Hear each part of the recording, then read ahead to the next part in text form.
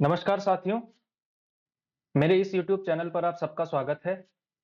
तो दोस्तों, हम लोग प्रवक्ता स्क्रीनिंग के लेकर के जो एमसीक्यू क्लासेस हैं, उसको लेकर के रोज़ आपके बीच 2 क्लासेस आपके इस YouTube चैनल पर हो रही हैं। तो इस क्रम में हम जो है जो जीएस का पोर्शन था, उसमें हम जो आपका स्क्रीनिंग का सिलेबस पॉलिटी में है, यानी पॉलिटी का जो सिलेबस है, उस पर आधारित सारे क्वेश्चन आंसर्स हम कर चुके हैं, ठीक है? तो जो भी आपका टॉपिक थे उसमें बहुत छोटा-सा सिलेबस है पॉलिटी का, उतना बड़ा नहीं है, ठीक है? तो वो सारा हम कर चुके हैं, उसके एमसीक्यूज़ उन टॉपिक्स को आप क्लियर करके वो एमसीक्यूज़ आप लगा देना, जब भी अगर आपने कर लिया है टॉपिक तो उसको कर लेना, नहीं लगाया है तो वहाँ से जाकर के आप एमसीक्यू लगा सकते हैं। और आज से हम लोग हिस्ट्री शुरू कर रहे हैं और हिस्ट्री में भी हम स्टार्ट करेंगे शुरुआत से, यानी कि एंशिएंट हिस्ट्री से हम लोग शुरू कर रहे हैं। और कल मैंने आपको वहाँ भी बताया था, क्लास में भी बताया था, कल की क्लास में और फिर कम्युनिटी में भी बताया था कि हम किस टॉपिक के एमसीक्यू आज करने वाले हैं। तो जीएस हिस्ट्री शुरुआत करते हुए एंशिएंट हिस्ट्री में हम आज जो है 2 टॉपिक्स, 2 बल्कि 3 टॉपिक्स के एमसीक्यू करने वाले हैं। तो इसमें से आपका जो है एक तो होगा आपका, एक है आपका इसमें जो पाषाण युग है, यानी कि पाषाण युग, स्टोन एज, ठीक है? दूसरा है आपका सिंधु घाटी सभ्यता यानी Indus valley civilization, Indus valley वाला। और इसके अलावा एक और टॉपिक वैदिक सभ्यता, वैदिक सभ्यता। ये 3 टॉपिक जो हैं हम आज के क्लास में इस पर आधारित एमसीक्यू करने वाले हैं। तो ज़्यादा से ज़्यादा जग संख्या में जुड़िए आप लोग और फिर जो है हम आज की क्लास शुरू करेंगे। ठीक है? तो इन 3 टॉपिक्स पर जो है आपका ये होने वाला है शुरू और पहला क्वेश्चन आपको दिख भी रहा होगा इस पर, ठीक है? तो जो है मैं एक-एक करके फिर क्वेश्चन रखना शुरू करूँगा आपके सामने, ठीक है? चलिए, तो पहला क्वेश्चन है आपके साथ कि भारत में मानव का सर्वप्रथम साक्ष्य कहाँ मिला? यानी कि वो कौन-सी जगह थी जहाँ पहला सबूत मिला कि इंसान का जो है पहला साक्ष्य जो है भारत में कहाँ मिलता है? कौन-सा जो है यहाँ पे स्थान था? भारत में मानव का सर्वप्रथम साक्ष्य कहाँ मिलता है? यानी ह्यूमन का पहला एविडेंस कहाँ मिलता है? First human evidence in India कहाँ मिलता है? नीलगिरी की पहाड़ियाँ, शिवालिक की पहाड़ियाँ, नल्लमाला की पहाड़ियाँ या फिर डी नर्मदा घाटी। तो कौन-सा जो है जहाँ सर्वप्रथम साक्ष्य मिलता है, तो वो जो है आपकी जगह है इसका सही उत्तर होगा आपका डी। इसका सही उत्तर क्या होगा? डी होगा, ठीक है? तो मध्य प्रदेश जो आपका है, मध्य प्रदेश का होशंगाबाद जिले में नर्मदा के तट पर हाथनौरा नाम का पुरातात्विक स्थल है। हथनौरा नाम का पुरातात्विक स्थल है। तो हथनौरा नाम के पुरातात्विक स्थल पर होशंगाबाद जिला है। होशंगाबाद जिला नर्मदा घाटी से रिलेटेड है, ठीक है? नर्मदा घाटी एमपी में है, होशंगाबाद जिले का हथनौरा ये स्थान है, पुरातात्विक स्थल है ये एक। और यहाँ पर जो है आपका यानी आर्कियोलॉजिकल साइट है और यहाँ पर जो है आपका भारत में मानव का पहला साक्ष्य मिलता है, ठीक है? महत्वपूर्ण प्रश्न हो सकता है, इंपॉर्टेंट तथ्य है, याद रखिएगा, ठीक है? तो पहला तथ्य आपको यहाँ जो पहला साक्ष्य मिलता है नर्मदा घाटी में मिलता है, ठीक है? होशंगाबाद जिला जो एमपी का होशंगाबाद जिला हथनौरा जो है पुरातात्विक स्थल है, ठीक है? आर्कियोलॉजिकल साइट है। अगला प्रश्न, which was the first metal used by man? ठीक है? यानी मनुष्य के द्वारा, मानव के द्वारा प्रयोग में लाई गई पहली धातु कौन-सी है? Which was the first metal which was used by the man या मैनकाइंड, ठीक है? तो मानव सभ्यता ने सबसे पहले कौन-सी धातु प्रयोग करनी शुरू करी थी? ए कॉपर, बी टिन, सी ब्रॉन्ज या फिर डी लोहा। तो सबसे पहले क्या सीखा था मानव ने प्रयोग करना? बताओ भाई। ठीक है, अब ये क्वेश्चन कई लोग लोहा भी कर सकते हैं इस पर, ठीक है? तो लोहा गलत है, पहले ही बता रहा हूँ मैं, ठीक है? तो सबसे पहले इंसान ने किस चीज़ का प्रयोग करना शुरू किया था? सीखा था मतलब, तो सबसे पहले इंसान ने प्रयोग करना सीखा था ब्रॉन्ज, ठीक है ना? नहीं, ब्रॉन्ज कह रहा हूँ, सॉरी, तांबा, ठीक है? ए कॉपर, ठीक है? कॉपर, ठीक है? तो कॉपर यानी तांबा धातु का प्रयोग सबसे पहले जो है इंसान ने करना शुरू किया था, लगभग यानी अ, 4 साढ़े 4 हज़ार ईसा पूर्व के आसपास इंसान ने जो है तांबे धातु को प्रयोग करना सीखा था। यानी कि मानव के द्वारा प्रयोग की जाने वाली पहली धातु कौन-सी थी आपकी? तो वो थी आपकी तांबा, ठीक है? और क्योंकि बहुत सॉलिड थी, आसानी से टूटती नहीं थी, तो इंसान ने सबसे पहले इसी से हथियार बनाना सीखा था, ठीक है? तो first use metal was copper, ठीक है? तांबा, ठीक है? ब्रॉन्ज नहीं है, सॉरी, तांबा है, क्योंकि ब्रॉन्ज तो बाद में सीखा ना उसने, 2 धातुओं को मिला करके उन्होंने उसने बनाया था ब्रॉन्ज, ठीक है? कांस्य। तो ए कॉपर जो है सही उत्तर होगा, ठीक है? कॉपर करना है आपने। अगला क्वेश्चन देखिए, जो सिंधु सभ्यता है, इंडस वैली है, इंडस वैली सिविलाइजेशन है, इंडस वैली सिविलाइजेशन है, ये किससे रिलेटेड है? प्रागैतिहासिक युग से यानी कि प्रोटो हिस्टोरिक, आद्य ऐतिहासिक यानी आद्य ऐतिहासिक यानी प्री हिस्टोरिक, ऐतिहासिक यानी कि हिस्टोरिक और उत्तर ऐतिहासिक यानी कि पोस्ट हिस्टोरिक। ठीक है, तो इसमें से क्या सही उत्तर होगा? प्रोटो, प्री हिस्टोरिकल या फिर पोस्ट हिस्टोरिकल। ठीक है, तो क्या इसका सही उत्तर होगा? सिंधु सभ्यता संबंधित है किससे? देखिए, हिस्ट्री का एक जो है सामान्य सा विभाजन आपसे पूछा गया है, ये तो आसान सा प्रश्न होना चाहिए आपके लिए, कोई कठिन काम नहीं। देखिए, प्रागैतिहासिक युग वो होता है, प्रोटो हिस्टोरिक वो युग वो होता है जिसका कोई लिखित साक्ष्य आपको नहीं मिलता, लिखित साक्ष्य उसमें मिलता ही नहीं है। ठीक है, आद्य ऐतिहासिक या फिर प्री हिस्टोरिक वो होता है जिसमें लिखित साक्ष्य मिलता है लेकिन वो पढ़ा नहीं जा सकता है, यानी कि उसके साक्ष्य को आप पढ़ नहीं सकते हैं, तो उसको कहा जाता है आद्य ऐतिहासिक काल। और ऐतिहासिक युग वो होता है जहां से आपको लिखित साक्ष्य मिलना शुरू होता है, यानी जहां की लिपि को आप पढ़ सकते हैं। तो सिंधु जो सभ्यता है वो किससे संबंधित होगी? अब इस हिसाब से बताइए आप, आपको पता होगा ये जो इंडस वैली सिविलाइजेशन है वो रिलेटेड है आपकी आद्य ऐतिहासिक युग से, यानी प्री हिस्टोरिक एरा से। ठीक है, किससे रिलेटेड है? वो है आपकी प्री हिस्टोरिक एरा से, क्योंकि सिंधु घाटी की लिपि तो है, मौजूद है।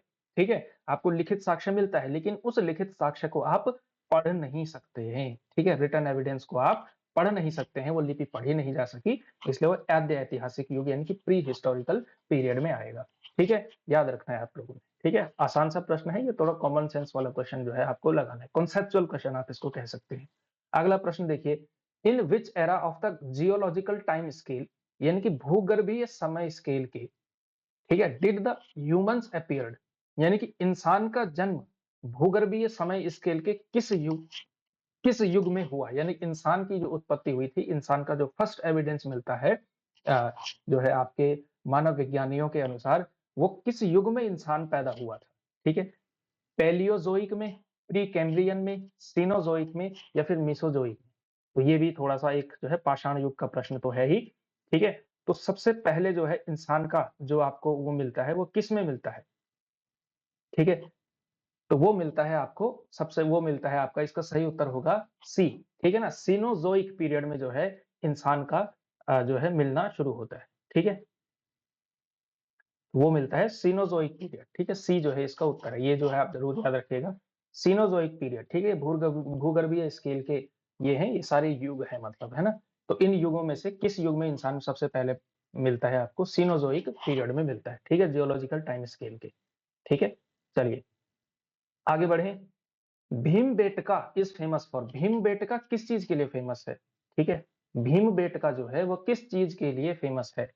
ए, प्री हिस्टोरिक पेंटिंग्स यानी प्राग ऐतिहासिक चित्रकला के लिए, बी स्तूपों के लिए, सी स्कल्पचर्स यानी कि मूर्तियों के लिए, या डी टेम्पल्स के लिए। तो भीमबेटका जो है किसके लिए फेमस है? भीमबेटका किसके लिए फेमस है? तो भीमबेटका आपका फेमस है किस चीज के लिए? ठीक है, भीमबेटका की गुफाएं बहुत प्रसिद्ध है। ठीक है, तो भीमबेटका जो है फेमस है आपका प्री हिस्टोरिक पेंटिंग्स के लिए, प्रागैतिहासिक चित्रकला के लिए भीमबेटका फेमस है। ठीक है, तो ये जो जितने भी आर्कियोलॉजिकल साइट्स हैं, यहां से आपने ये जरूर याद रखना है, आर्कियोलॉजिकल साइट कि कौन सी साइट क्यों फेमस है। ठीक है, आर्कियोलॉजिकल साइट्स यानी कि जो आपकी पुरातात्विक स्थल हैं, कौन सा पुरातात्विक स्थल किस चीज के लिए फेमस है? जैसे सिंधु घाटी से रिलेटेड कुछ कुछ है, जैसे लोहा घाट है या फिर लोथल है, ये सारे हैं। ठीक है, मोहनजोदड़ो है, ये सारी चीजें किसके लिए फेमस हैं? तो वो चीजें आपको जरूर याद रखनी है। ठीक है, तो भीमबेटका इस क्रम में फेमस है अपनी प्रागैतिहासिक कालीन चित्रकला के लिए। ठीक है, अगला प्रश्न देखते हैं।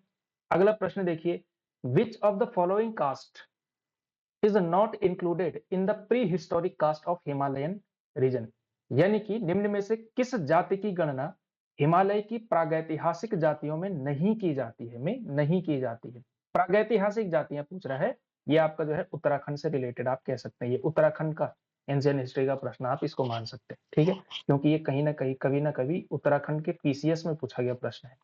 ठीक है, तो ये वाला जो प्रश्न है बताइए आपको, तो कौन सी जो है जाति इसमें से जो है प्री हिस्टोरिक नहीं है, प्रागैतिहासिक काल में इसमें से कौन सा नहीं है? ए गंधर्व, बी यक्ष, सी किन्नर या फिर डी शक। तो कौन सी जो है इसमें से जो है हिमालय की प्रागैतिहासिक जाति नहीं है? तो प्रागैतिहासिक जाति इसमें से कौन सी नहीं है? तो शक, शक जो है प्रागैतिहासिक जाति नहीं है, ये बहुत बाद में आई। ठीक है, तो ये जो है प्रागैतिहासिक जाति नहीं है, डी जो है इसका उत्तर होगा। ठीक है, अगला क्वेश्चन देखिए, निम्न में से कौन सा स्थल चित्रकला के लिए प्रसिद्ध है? विच of the following place is famous for चित्रकला यानी कि पेंटिंग्स की पेंटिंग्स के लिए कौन सा स्थल इसमें से प्रसिद्ध है? ए अजंता, बी भीमबेटका, सी बाघ या फिर डी अमरावती। तो कौन सा स्थल फेमस है? कौन सा स्थल फेमस है? अभी थोड़ी देर पहले हमने इसका प्रश्न किया कि कौन सा प्रदेश, सॉरी कौन सा जो है इसके लिए फेमस है, तो वो है आपका भीमबेटका। ठीक है, ये भीमबेटका की पहाड़ी है। ठीक है, भीमबेटका नामक स्थल, नामक एक पहाड़ी है, और यहाँ ये कहाँ है? ये मध्य प्रदेश में है। ठीक है, भोपाल के नजदीक। और ये जो है अपनी, जो आपकी कह सकते हैं शैल चित्र है, तो शैल चित्रों के लिए ये प्रसिद्ध है। ठीक है, 700 गुफाओं हैं, 700 गुफाएं हैं यहाँ पे। तो लगभग 700 गुफाओं में करीब करीब 700 केव्स फेमस है। और ये भंडार है आपके किसके लिए? जो है प्रागैतिहासिक काल की चित्रकला के लिए। चित्रकला यानी कि जो केव पेंटिंग्स जो है बनाई गई थी। ठीक है, तो केव पेंटिंग्स के लिए ये आप कह सकते हैं कि ये फेमस है। ठीक है, और ये दुनिया में इसके बराबर, इसके लेवल का कहीं नहीं मिलता है। जितने आपको जो है इसमें मिलेगी, भीमबेटका में जितने चित्र मिले हैं उतने दुनिया में कहीं नहीं मिले हैं। ठीक है, और इसके जो विद्वानों के अनुसार जो है ये करीब करीब 8000 ईसा पूर्व, 8000 ईसा पूर्व से लेकर के लगभग लगभग 1500 ईसा पूर्व के बीच में बनाए गए चित्र हैं ये भीमबेटका, इन गुफाओं में बनाए गए चित्र, इतने पुराना चित्र है। ठीक है, तो कह सकते हैं बहुत फेमस है चित्रकला के लिए भीमबेटका, केव पेंटिंग्स के लिए। ठीक है, अगला क्वेश्चन देखिए, निम्न में से किस स्थान पर मानव के साथ कुत्ते को दफनाए जाने का साक्ष्य मिला है? ठीक है, कि इंसान भी दफनाया गया है और उसके साथ ही कुत्ता भी दफनाया गया है, बरिंग द डॉग। ये जो है कहाँ मिलता है? ठीक है, तो बुर्जहोम में, कोल्डी हवा में, चौपानी में या फिर मांडो में। तो कहाँ मिलता है कुत्ते को दफनाया गया हुआ स्थान जो है वो कहाँ मिलता है आपका? तो ये मिलता है आपका ए बुर्ज होम में। बुर्ज होम जो कि जम्मू कश्मीर में स्थित है, जेएनके में यह स्थित है। ठीक है, तो जम्मू कश्मीर की जो है झेलम नदी घाटी से अनेक जो है नवपाषाणिक स्थलों की खोज की गई। ठीक है, जिसमें से बुर्ज होम है, मारतंड आदि हैं। और इसमें से जो है एक जगह है आपकी, इसमें से यहाँ आपको क्या मिलता है? कुत्ते के साथ जो है, मानव शवों के साथ कुत्ते के शवों को भी क्या किया है? दफनाया गया है। ठीक है, तो ये शायद इसको जो है, जो व्याख्या इसके जो है पुरातत्ववेताओं ने किया है, आर्कियोलॉजिस्ट इसकी व्याख्या करते हैं, ये परलौकिक सत्ता में उनकी आस्था थी, तो कहीं न कहीं उससे रिलेटेड है। ठीक है, ये थोड़ा धर्म से मिलती-जुलती बात नज़र आती है। ठीक है, इसकी एग्ज़ैक्ट व्याख्या कोई नहीं कर सकता है। ठीक है, लेकिन कहीं न कहीं ये इससे रिलेटेड, बुर्ज होम ज़रूर याद रखिएगा, कुत्ते और मानव को साथ में दफनाने की चीज़ आपको वहाँ पे मिलती है। ठीक है, सिंधु घाटी सभ्यता किस चीज़ के लिए जानी जाती है? 1 अपने नगर नियोजन के लिए। अब सिंधु घाटी से रिलेटेड क्वेश्चन है। 1 अपने नगर नियोजन के लिए, यानी कि जो उन्होंने सिटी का जो अरेंजमेंट है उसके लिए। सेकंड है मोहनजोदड़ो और हड़प्पा के लिए। सी अपने कृषि संबंधी कार्य के लिए। और चौथा अपने उद्योगों के लिए। तो सिंधु घाटी सभ्यता, जो सिंधु सभ्यता है, वो किन चीजों के लिए जानी जाती है? किन चीजों के लिए जानी जाती है? ठीक है, तो इसका सही उत्तर है आपका, किन चीजों के लिए जानी जाती है? नगर नियोजन के लिए तो जानी ही जाती है, सब लोग जानते हैं। मोहनजोदड़ो हड़प्पा के लिए भी जानी जाती है, कृषि के लिए भी और उद्योगों के लिए, चारों चीजों के लिए जानी जाती है। यानी डी उपरोक्त सभी जो है, उपर्युक्त सभी इसका उत्तर होगा। एक चीज आप जरूर याद रखिएगा, जो आपकी एक जो सिंधु घाटी सभ्यता थी, सिंधु घाटी सभ्यता जो है एक नगरीय सभ्यता थी। ठीक है, सिटी वाली सभ्यता थी। ठीक है, और जो आपकी आर्य सभ्यता है, वो कौन सी सभ्यता है? वो ग्रामीण है, वो विलेज बेस्ड है। और सिंधु घाटी सभ्यता नगरीय सभ्यता है, यानी कि उसमें शहर हुआ करते थे। ठीक है, और इसके अलावा उद्योगों के लिए भी फेमस थे, उद्योग भी पाए जाते थे और कृषि भी होती थी वहां पे। और ये दो नगर तो थे ही, मोहनजोदड़ो हड़प्पा। और नगर नियोजन के लिए ये प्रसिद्ध तो था ही। ठीक है, तो सिंधु घाटी सभ्यता की जो विशेषताएं हैं, क्या क्या जो है इसमें इनकी स्पेशलिटी है सिंधु घाटी सभ्यता की, वो भी आपने देखनी है, जाननी है। ठीक है, अगला प्रश्न देखिए, which of the following Harappan site at present is located in Pakistan? वर्तमान पाकिस्तान में कौन सी मौजूद है? इनमें से कौन सा ऐसा स्थल है जो कि हड़प्पा सभ्यता से मिलता है, हड़प्पा सभ्यता से संबंधित है, लेकिन वर्तमान पाकिस्तान में इसके लोकेशन है? ठीक है, तो ये जो है आपका कहाँ स्थित है? तो ये स्थित है आपका कहाँ, कौन सा? यह है आपका मोहनजोदड़ो। ठीक है, मोहनजोदड़ो। बाकी ये सब भारत में है। ठीक है, इंडिया में है। और मोहनजोदड़ो कहाँ स्थित है? पाकिस्तान में, वर्तमान पाकिस्तान में मौजूद है। ठीक है, वर्तमान पाकिस्तान में मौजूद है। ठीक है, तो ये थोड़ा ध्यान रखिएगा कि कौन कौन कहाँ कहाँ स्थित है।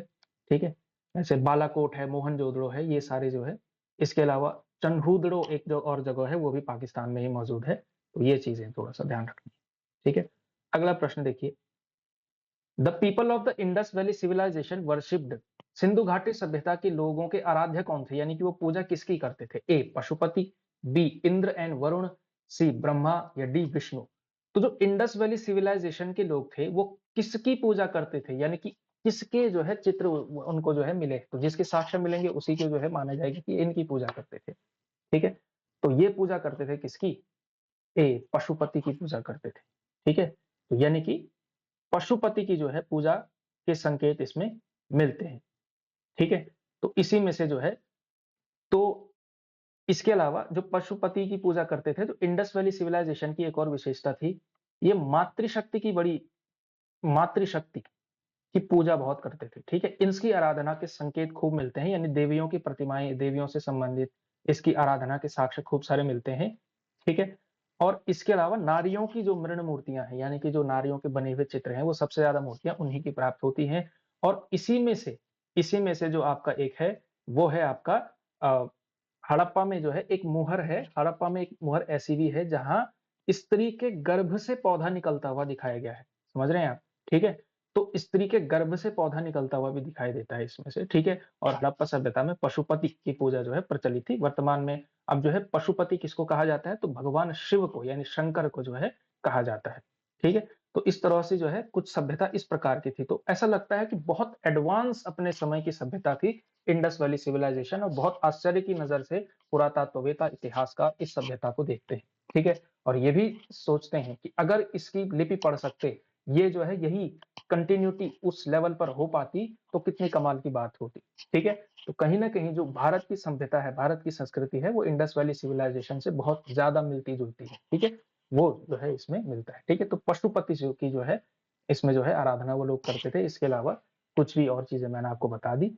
ठीक है, कि गर्भ जो है स्त्री के गर्भ से पौधा निकलता हुआ, इस तरह की एक मोहर मिलती है वहां पे। ठीक है, इस तरह की चीजें हैं। In which of the following Harappan sites the remains the bead manufacture was found, निम्नलिखित में से किस हड़प्पा स्थल में मनके बनाने के अवशेष मिले? ठीक है, बीड सॉरी। तो मनके बनाने के अवशेष जो है किस हड़प्पा स्थल से मिले हैं? हड़प्पा स्थल के जो है, यही मैं कह रहा हूँ, जो आर्कियोलॉजिकल साइट्स हैं उनका जरूर याद रखिएगा कि कहाँ कहाँ क्या मिला है, कौन किस चीज के लिए फेमस है। ठीक है, तो इसमें से जो चीज है वो जो चान्हुदड़ो है नाम की जगह है, चान्हुदड़ो ए, ये इस यहाँ जो है मनके जो है मिले हैं, मनके बनाने के अवशेष मिले हैं। ठीक है, यानी कि जिन चीजों से मनके बनाए जाते थे उसके जो है अवशेष यहाँ से मिले हैं। ठीक है, एक चन्हुदड़ो और दूसरा लोथल से भी ये चीज मिली है, लेकिन ऑप्शन में क्योंकि लोथल नहीं है तो वहां से आप जो है कर सकते हैं। ठीक है, तो इस तरह की चीजें जो है सिंधु घाटी सभ्यता में यहाँ से मिली। तो कौन सी चीज कहाँ से मिली, ये थोड़ा सा ध्यान रखेंगे तो अच्छा रहेगा। ठीक है, 5-6 साइट्स हैं और प्रत्येक का बना लो कि यहाँ ये मिला, यहाँ पे ये मिला, यहाँ पे ये मिला, यहाँ पे ये मिला। एक टेबल से बना देंगे तो अच्छे से जो है आपको याद हो जाएगा। बहुत इंपॉर्टेंट प्रश्न है, यहाँ से पूछा जाता है। हड़प्पा सभ्यता का अगर क्वेश्चन आया, यानी कि सिंधु घाटी सभ्यता का, तो इन्हीं साइट्स के अंदर से ही प्रश्न जो है ज्यादातर पूछा जाता है। ठीक है, विच प्रोडक्ट अच्छा which produce was not cultivated under Harappan civilization, यानी कि हड़प्पा सभ्यता के अंतर्गत किस उत्पाद की खेती नहीं होती थी? किस उत्पाद की खेती उस समय पे नहीं होती थी इनके यहाँ? ठीक है, ये एक प्रश्न है कि हड़प्पा सभ्यता के अंतर्गत किस उत्पाद की खेती नहीं होती थी, किस उत्पाद की खेती नहीं होती थी? तो किस उत्पाद की नहीं होती थी? वो है आपका जौ यानी कि बार्ली, बी सुगरकेन गन्ना, सी राइस, या फिर डी व्हीट यानी कि गेहूं। तो किसकी जो है नहीं होती थी? तो वो है आपका क्या, डी शुगर केन की जो है खेती का कल्टीवेशन, इसके कल्टीवेशन का साक्ष्य नहीं मिलता है। तो शुगर केन जो है इसका सही उत्तर होगा। थोड़ा थोड़ा कृषि वगैरह भी देख लेंगे आप तो आसानी से हो जाएगा।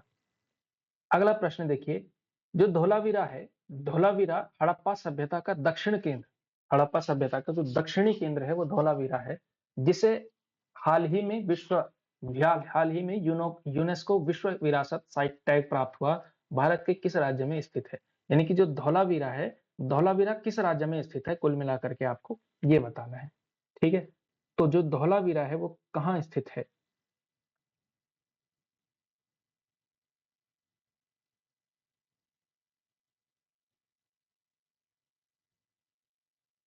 किस राज्य में स्थित है? तो किस राज्य में स्थित है आपका? तो ये है आपके कहाँ? गुजरात में स्थित है। ठीक है, धौलावीरा कहाँ स्थित है? गुजरात में स्थित है। ठीक है, याद रखिएगा गुजरात में स्थित है। दक्षिण का आइडिया आप भी लगा सकते हैं कि दक्षिण गुजरात की तरफ ही पड़ेगा, तो गुजरात की तरफ स्थित है। ठीक है, ये जो है कच्छ जिले के आसपास है। कच्छ जिले में जो है ये स्थल मिलता है। ठीक है, और इसकी खोज की थी जेपी जोशी ने 1967-68 में की थी। ठीक है, और इसकी खोज करने के बाद जो है इसको जो है भारत के 40वां विश्व धरोहर के रूप में यूनेस्को के द्वारा ये घोषित किया गया। ठीक है, और ये सिंधु सभ्यता की पहली साइट है। धौलावीरा सिंधु सभ्यता की पहली साइट है। सिंधु सभ्यता की पहली साइट है जो यूनेस्को विश्व धरोहर में शामिल हुई। ठीक है, सिंधु सभ्यता की पहली साइट है भारत में जो है यूनेस्को की विश्व धरोहर के रूप में साइट। इतना इंपॉर्टेंट नहीं है, लेकिन याद जरूर रखिएगा। ये जरूर याद रखना, वही मैं कह रहा हूँ, कौन सी साइट कहाँ है और उसमें क्या क्या मिला, ये याद रखना है आपको। जो है सिंधु घाटी वाला क्वेश्चन गलत नहीं होगा। अकॉर्डिंग टू जो Mortimer Wheeler and Stuart Piggott, the date of Indus valley civilization was, यानी कि मार्टिमीटर व्हीलर और स्टुअर्ट पिगट जिन्होंने कि इस पर काफी काम किया, तो उनके अनुसार जो है सिंधु सभ्यता की तिथि क्या थी, यानी सिंधु सभ्यता लगभग कब की है। ठीक है, तो 2350 से 1700 ईसा पूर्व, 2500 से 1500, 2500 से 1750 या 2800 से 2500। तो ये जो है कब की, इसका सही उत्तर क्या है? तो ये जो है जो व्हीलर और मार्ट व्हीलर हैं उनके अनुसार जो है 2500 से 1500 ईसा पूर्व, बी जो है इसका सही उत्तर होगा। ठीक है, 2500 से 1500 जो है इसका सही उत्तर होगा इनके अनुसार। इतनी पुरानी जो है सिंधु घाटी सभ्यता है। ठीक है, लगभग 2500 बीसी, यानी कि करीब करीब आज से कह सकते हैं आप 4500-5000 साल पुरानी सभ्यता। विशाल स्नानागार, जो आपका विशाल स्नानागार यानी कि जो नहाने का स्थान, स्नानागार किस पुरातत्व स्थल से पाया गया था? और ये इंपॉर्टेंट है ये वाला क्वेश्चन। ठीक है, बहुत मतलब कह सकते हैं जिन्होंने पढ़ा हुआ होगा उनके लिए बड़ा आसान सा है ये। तो विशाल स्नानागार किस पुरातात्विक स्थल से पाया गया है? तो किस पुरातात्विक स्थल से पाया गया है आपका विशाल स्नानागार? तो ये पाया गया है आपका मोहनजोदड़ो में मिलता है ये। ठीक है, विशाल स्नानागार कहाँ मिला है? मोहनजोदड़ो में ये मिला हुआ है। ठीक है, तो ये मोहनजोदड़ो का सबसे इम्पोर्टेंट स्मारकों में से एक है। ठीक है, और ये बहुत बड़ा है। ठीक है, यानी करीब 40 फुट का लंबा है, 23 फुट चौड़ा है, 8 फुट गहरा है, इस तरह से इसका कुछ वर्णन मिलता है। ठीक है, और इसके जो है उत्तर और दक्षिण पे सीढ़ियां बनी हुई है, नीचे जो है नहाने का स्थल है। ठीक है, और इसकी व्याख्या ऐसी की जाती है कि ये धार्मिक समारोहों के अवसर पर प्रयोग किया जाता है। कुछ समारोह होता होगा और सारा जो है सामूहिक रूप से उसमें स्नान करते होंगे, इस तरह का कुछ कार्य यहाँ पे जो है होता होगा। ठीक है, तो क्योंकि ये सिंधु घाटी सभ्यता थी, उसमें जो है धार्मिक कार्य के लिए और साथ ही साथ शरीर को स्वच्छ रखने के लिए, यानी कि शरीर से संबंधित संस्कार, उसका जो है बहुत ऊंचा आदर्श था। ठीक है, और इस वजह से जो है इसका बड़ा महत्व है। इसकी व्याख्या बहुत विस्मय से जो है इतिहासकार या पुरातत्ववेत्ता इस स्नानागार को देखते हैं। ठीक है, तो मोहनजोदड़ो में ये पुरातत्व स्थल मिलता है। ठीक है, अगेन अगला प्रश्न है आपका, लोथल कहाँ है भाई? लोथल जो कि सिंधु घाटी सभ्यता की अगेन एक साइट है, ये कहाँ स्थित है? तो लोथल आपका कहाँ है? लोथल भी आपका गुजरात में स्थित है। ठीक है, तो ये है आपके सिंधु घाटी सभ्यता के प्रश्न। यानी कि प्रश्नों की प्रकृति के आधार पर आप देख सकते हैं कि लगभग क्या आप चीज आपको पढ़नी है कि आपका तैयार हो जाए। ठीक है, तो इस तरह से आप तैयारी करेंगे, एनसीईआरटी में मिल जाता है सब कुछ। ठीक है, तो वो जो है आप इसकी तैयारी कर सकते हैं। ठीक है, चलिए अगला प्रश्न, ये वैदिक सभ्यता से संबंधित है। Who propounded the Sankhya philosophy, Sankhya दर्शन किसके द्वारा प्रतिपादित किया गया? सांख्य दर्शन के प्रवर्तक कौन थे? ठीक है, तो सांख्य दर्शन के जो प्रवर्तक थे वो थे आपके कपिल मुनि। कौन थे? कपिल मुनि थे। तो जो आपके 6 दर्शन है ना, सांख्य, योग, वैशेषिक, मीमांसा, न्याय, ये सारे वेदांत, ये सारे दर्शन है, किसका कौन है ये थोड़ा सा याद रख लेना। ठीक है, ये बड़ा इंपॉर्टेंट है ये वाला वैदिक सभ्यता में। ठीक है, 6 दर्शन, 6 आस्तिक दर्शन, 3 नास्तिक दर्शन। तो 3 नास्तिकों का तो आपको याद रह जाएगा, लेकिन इनका जरूर याद रखना है आपके। In which of the Vedas Sabha and Samiti are called the two daughters of Prajapati? किस वेद में सभा और समिति को प्रजापति की 2 बेटियां कहा गया है? ठीक है, यानी कि कौन सा वेद है, इन विच वेद Sabha and Samiti are called two daughters of Prajapati. ठीक है, किस वेद में सभा और समिति को जो है प्रजापति की पुत्रियों या प्रजापति की बेटियां जो है कहा गया है? तो ये कहा गया है किसमें, किसमें कहा गया है, किसी को है आता पता? ये कहा गया है अथर्ववेद में। ठीक है, अथर्ववेद में जो है ये कहा गया है, जो कि अथर्ववेद जो कि सबसे छोटा वेद आप इसको कह सकते हैं। ठीक है, और ये जो है अथर्वा ऋषि के द्वारा रचित माना जाता है और इस वेद में कुल 20 अध्याय हैं। ठीक है, और 6000 के आसपास मंत्र हैं और अथर्वा ऋषि के नाम पर ही इस वेद का नाम जो है अथर्ववेद है। ठीक है, और जब किसी भी यज्ञ में कोई बाधा आती है तो इस वेद का जो है महत्व माना जाता है। तो वैदिक सभ्यता से आप जो जरूर क्या याद करना है, आपने क्या टॉपिक तैयार करने हैं, किस वेद में क्या है, किस वेद में क्या है। ठीक है, या फिर किस वेद की क्या विशेषता है, कौन सा वेद किस चीज की व्याख्या ज्यादा करता है, कौन सा वेद किससे रिलेटेड ज्यादा है। ठीक है, जैसे आ सकता है जो तंत्र मंत्र से रिलेटेड इसमें से कौन सा वो है, या इस तरह की चीजें आ सकती, संगीत से संबंधित कौन सा है, ये सारी चीजें जो है किस वेद में क्या है, वैदिक सभ्यता से इंपॉर्टेंट प्रश्न यहाँ से बन सकता है, इसलिए इसको तैयार रखना है आपने। ठीक है, शुल्व सूत्र किससे संबंधित थे? ठीक है, जो शुल्व सूत्र दिए जाते थे, that were related to which, a rules of the society यानी सामाजिक नियम थे ये शुल्व सूत्र, बी मेडिसिन से संबंधित थे यानी औषधि के सूत्र थे, सी मिलिट्री टेक्निक सैन्य प्रविधि से, या फिर D measurements and construction of fire alters यानी कि अग्नि वेदिकाओं के माप एवं निर्माण से, यानी कि अग्नि वेदिकाओं की माप क्या होगी, कौन से यज्ञ के लिए कितने माप का वेदिका बनानी है, इससे संबंधित। तो शुल्व सूत्र किससे संबंधित है आपको बताना है। ठीक है, तो शुल्व सूत्र संबंधित है आपके,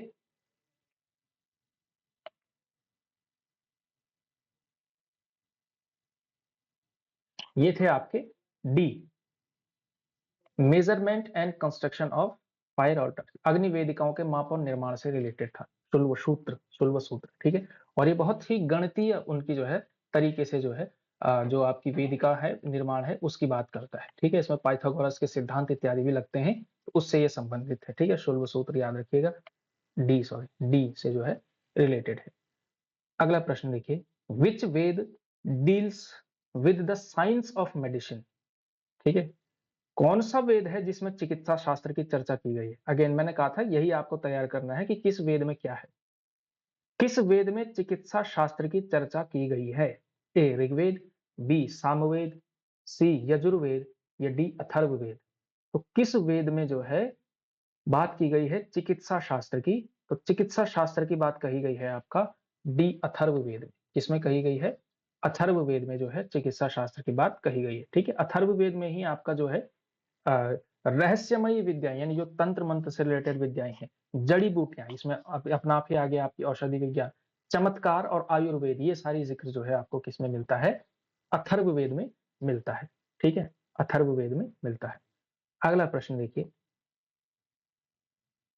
ऋग्वेद का निम्नलिखित में से कौन सा मंडल सोम को समर्पित है? ठीक है, अब ये थोड़ा ज्यादा अंदर का क्वेश्चन हो गया, डेप्थ का क्वेश्चन हो गया, लेकिन थोड़ा सा पढ़ना जरूर है आपने प्रत्येक वेद के बारे में। ठीक है, हल्का देखेंगे, आधे घंटे का टॉपिक है वैदिक सभ्यता वाला। ठीक है, और हिस्ट्री पर थोड़ा आपको समय लगाना पड़ेगा, टाइम इन्वेस्ट करना पड़ेगा। ठीक है, और हो सकता है कई बार हिस्ट्री से बहुत क्वेश्चन आ जाते हैं तो कॉस्ट बेनिफिट है, कभी कभी लगता है कि कॉस्ट बेनिफिट नहीं है, हिस्ट्री से इतना लंबा है कि मतलब हिस्ट्री कभी खत्म हो ही नहीं सकती है। ठीक है, जितना गहरा आप घुसते चले जाएंगे उतना गहरा आप जो है डूबते चले जाएंगे, उससे बाहर निकलना मुश्किल हो जाता है हिस्ट्री से। लेकिन एट द सेम टाइम आपको जो है ऐसे सोर्सेज देखने हैं कि जहां से जो है आपने तैयार उसको आराम से कर सके। ठीक है, एनसीईआरटी एक तरीका हो सकता है, लेकिन एनसीईआरटी में भी बहुत गहरा नहीं चले जाना है, वहीं नहीं रह जाना है। ठीक है, तो हल्का फुल्के में देखते देखते आपने निकलना है, मेन मेन फैक्चुअल चीजें निकाल करके करते रहना है। ठीक है, तो which of the following mandals of Rigveda was dedicated to Soma. तो सोम को जो है कौन सा मंडल जो है मिलता है? ठीक है, तो जो नवा मंडल है इसमें सोम को समर्पित है। ठीक है, तो जो सोम है उसको वनस्पतियों का अधिपति माना गया है। ठीक है, और जो सोम है उसको किसका? वनस्पतियों का अधिपति माना गया है। जो नवा मंडल है ऋग्वेद का उसमें जो है सोम का वर्णन मिलता है। ठीक है, अगला प्रश्न देखिए, ऋग्वेद में इसमें से कौन सा शब्द नहीं मिलता? ठीक है, अगला प्रश्न है देखिए, निम्नलिखित में से कौन सा शब्द which of the term was not mentioned in Rigveda, which of the following term was not mentioned in Rigveda, Rigveda में कौन सा जो है शब्द उल्लिखित नहीं है? ए जन, बी जनपद, सी संग्राम या डी ग्राम। तो कौन सा जो है शब्द जो है इसमें नहीं मिलता है? कौन सा शब्द इसमें से नहीं मिलता है? तो इसमें से जो शब्द है आपका बी जनपद, ये जो है, ये जो शब्द है ये आपके किसमें नहीं मिलता है? ये ऋग्वेद में जो है इस शब्द का जिक्र नहीं मिलता है। इसके अलावा जो जन शब्द है वो 275 बार जन शब्द का प्रयोग किया गया है, ठीक है। इसके अलावा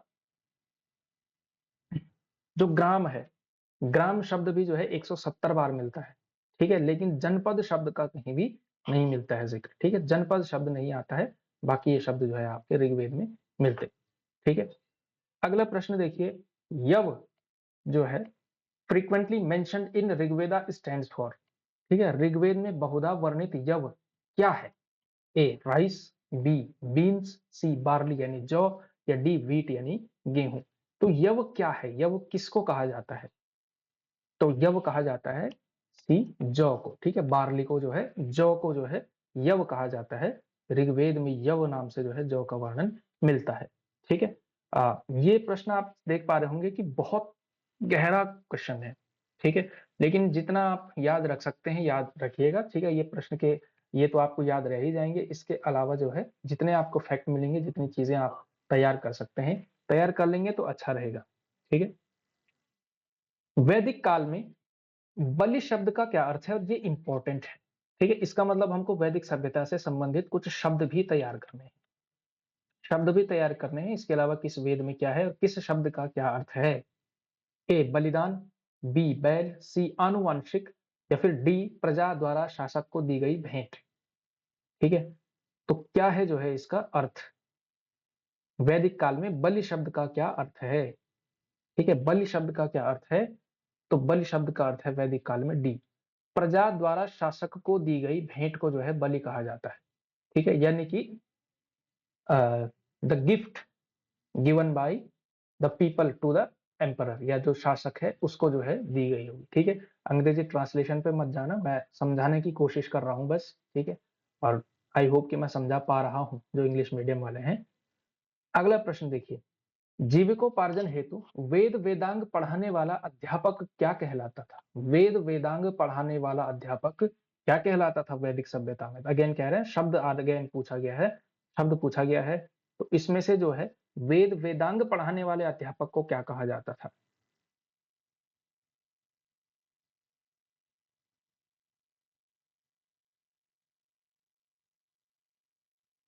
तो वेद वेदांग को पढ़ाने वाला अध्यापक कहलाता था आपका सी उपाध्याय।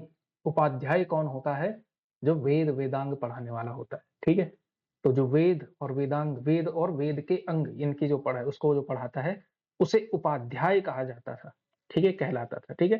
पाणिनि ने 4 प्रकार के अध्यापकों का वर्णन किया है, आचार्य, अध्वर्यु, उपाध्याय और पुरोहित। ये 4 प्रकार के क्या होते हैं? ये 4 प्रकार के अध्यापक हैं, 4 प्रकार के टीचर्स हैं। जैसे अगर आप कहेंगे वर्तमान में जो आपका जैसे जो हायर एजुकेशन है उसमें 3 प्रकार के टीचर्स होते हैं। अगर हम हायर एजुकेशन की बात करें, असिस्टेंट प्रोफेसर, एसोसिएट प्रोफेसर और प्रोफेसर, ठीक है। और यहाँ पे भी जो है इसी तरह की कुछ-कुछ व्यवस्था जो है मिलती है, ठीक है। और इसमें से जो हाईएस्ट है उसमें से उसको कहा जाता है आचार्य, ठीक है। जो हाईएस्ट पद होता है उसको कहा जाता था आचार्य, जो हाईएस्ट जो सबसे बड़ा अध्यापक है वो आचार्य है, ठीक है। इसके अलावा उपाध्याय जो वेद वेदांग पढ़ाएगा।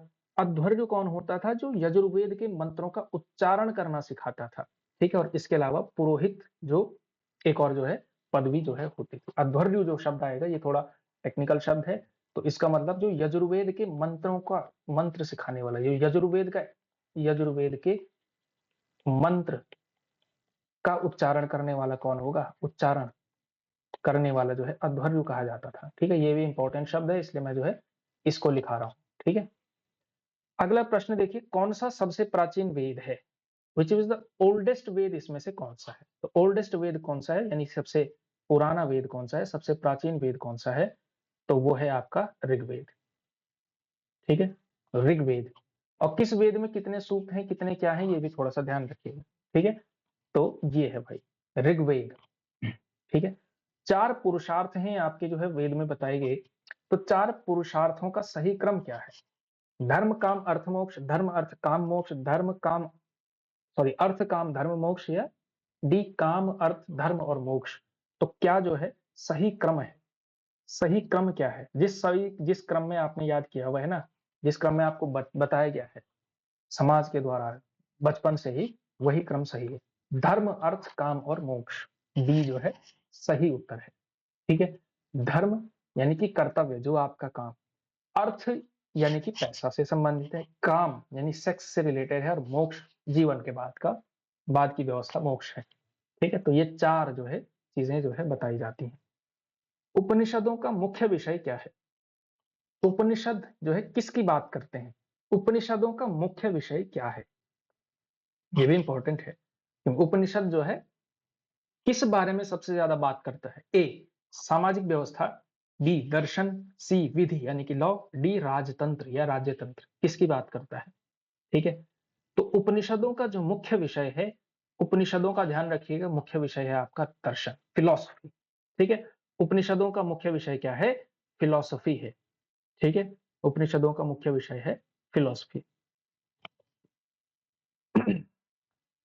ठीक है, कुल उपनिषद माने जाते हैं कितने? 108।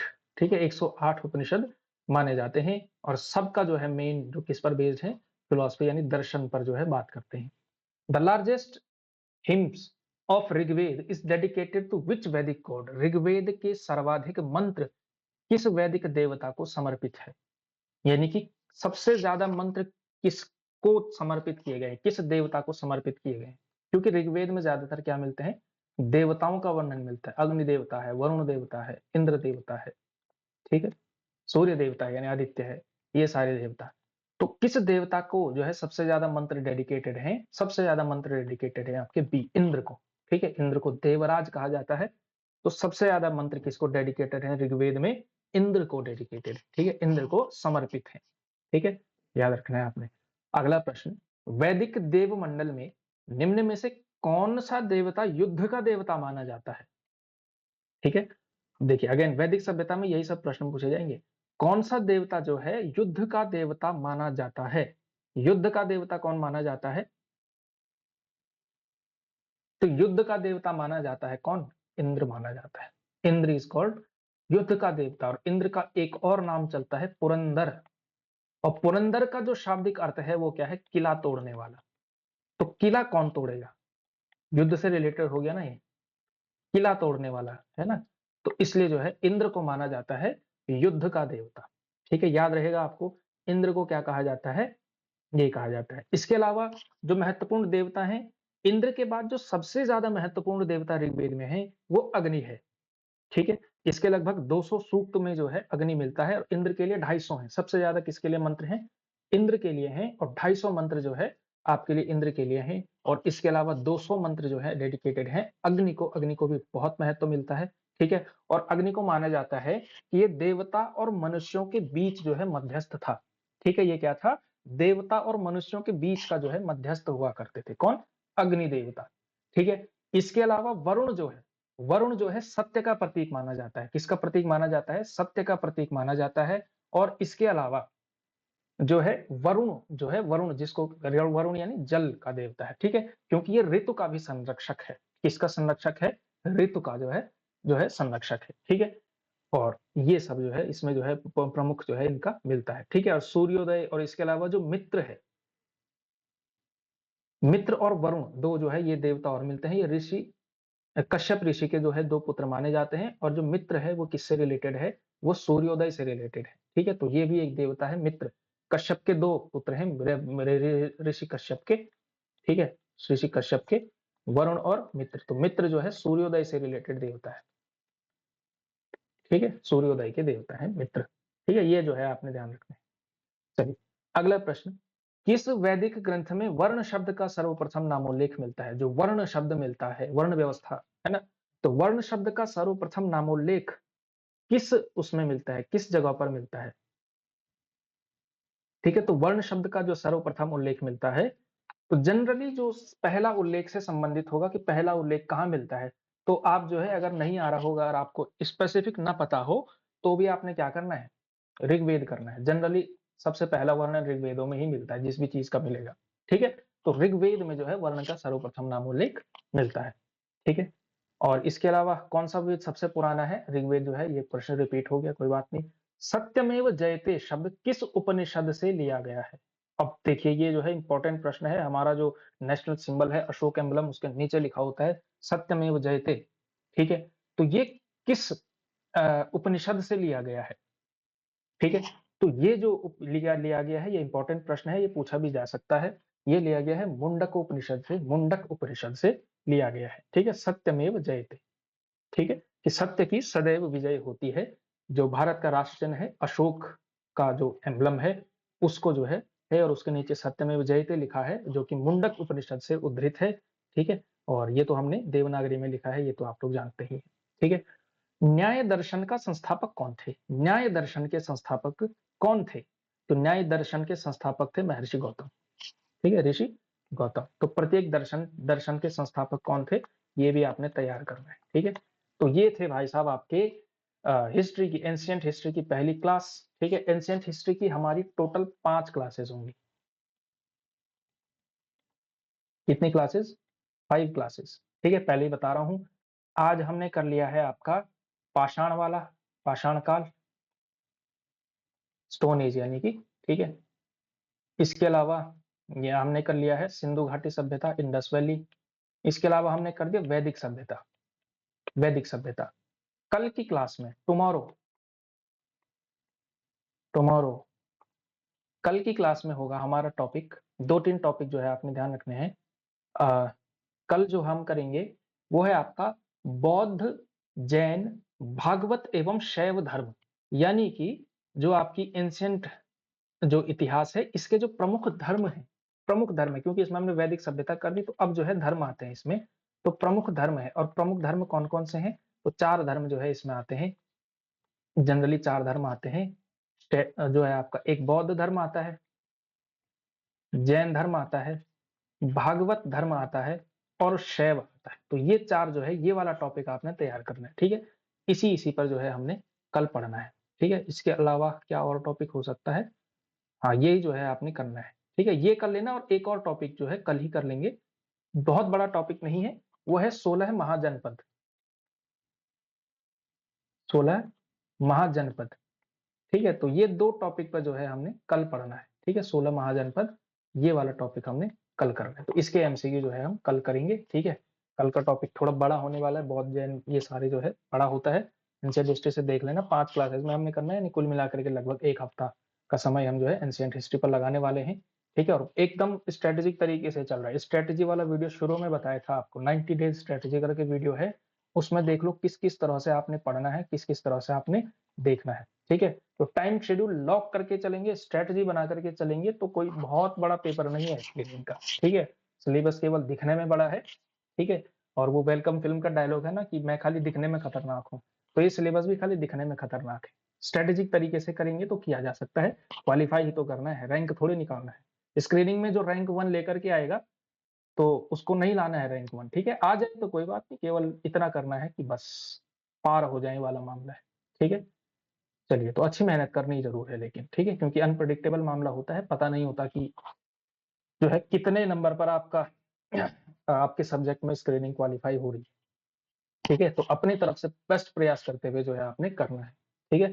चलिए, तो आज की क्लास में इतना ही, कल का टॉपिक आपको बता दिया, बाकी करेंगे हम कल, और बहुत-बहुत धन्यवाद आपका। वीडियो को लाइक करना है आपने, चैनल को सब्सक्राइब करना है, अपने दोस्तों के बीच शेयर करना है, और इसके अलावा अगर कोई विद्यार्थी हमारा पेड बैच लेना चाहता है, तो पेड बैच भी ले सकता है। ज्ञान वाटिका ऐप का लिंक डिस्क्रिप्शन में आपको मिल जाएगा, वहाँ से आप जो है ऐप डाउनलोड कर सकते हैं, वहाँ पर आपको पूरी डिटेल मिल जाएगी। 1500 रुपए का पूरा कोर्स आपको मिलेगा, सारे के सारे पाँचों के पाँचों segment, GS, Uttarakhand, teaching aptitude, reasoning और हिंदी, ये पाँचों सेगमेंट मिलेंगे। इसके अलावा टेस्ट सीरीज जो है वो भी आपको मिल जाएगी, और ये जो सीरीज हमारी यहाँ पे चल रही है एमसीक्यू सीरीज, इसका पीडीएफ भी आपको उसी में मिल जाएगा 1500 रुपए में, मात्र 1500 रुपए में, ठीक है? फिलहाल, ठीक है? बाद में कुछ समय के बाद वो दोबारा अपने ओरिजिनल प्राइस पे चला जाएगा, विच इज 2500। तो समय पर जो लेना चाहता है वो समय पर ले ले, ताकि बाद में आपका सिलेबस भी टाइम पे कर लो, बाद में लेने से कोई फ़ायदा नहीं होगा उसका, ठीक है? ऐसा नहीं कि आप मार्च में जाकर के लोगे तो फिर फ़ायदा क्या है? अभी से अगर आप ले लेंगे कोर्स को तो समय पर हमारे साथ पढ़ कर के आप जो है, अपना जो है परीक्षा में तैयारी बेहतरीन कर सकते हैं। चलिए ठीक है, दोनों इंग्लिश मीडियम, हिंदी मीडियम दोनों पर मिलता है, दोनों बाइलिंगुअल हम पढ़ाते हैं और कोई इसमें समस्या होती नहीं। ठीक है? चलिए बहुत-बहुत धन्यवाद आपका। वीडियो लाइक करना है, चैनल सब्सक्राइब करना है।